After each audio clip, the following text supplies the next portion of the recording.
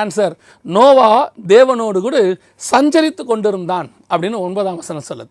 இந்த சஞ்சரிக்கிற அனுபவம்னா என்ன?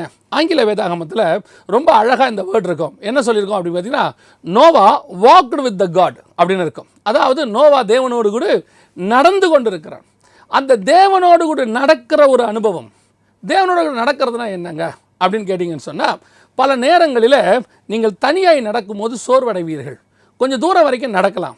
அதே நேரத்தில் ஒருத்தர் கூட நீங்கள் பேசிக்கிட்டே நடந்தீங்கன்னா நீங்கள் ரொம்ப தூரம் நடக்கலாம். நீங்கள் அவங்க கூட பேசிக்கிட்டே இருக்கும்போது அந்த நடக்கிற பலன், அந்த அதில் இருக்கக்கூடிய டயர்ட்னஸ் தெரியாமல் நீங்கள் நடக்க முடியும். அதே நேரத்தில் நீங்கள் ஒருத்தரோடு கூட நடந்து கொண்டே இருக்கும்போது அவர் உங்களை தாங்கி பிடிப்பதற்கு வாய்ப்பு இருக்குது. அதான் நோவா காலத்தில். அப்போ நோவா பாவமே செஞ்சுருக்க மாட்டாரா? நோவா பாவமே இல்லை, நோவாவும் பாவம் செஞ்சுருப்பார். பாவம் செய்யாத மனுஷன் இயேசு கிறிஸ்துவை தவிர உலகத்தில் வேறு ஒருத்தரும் கிடையவே கிடையாது. அப்போ நோவா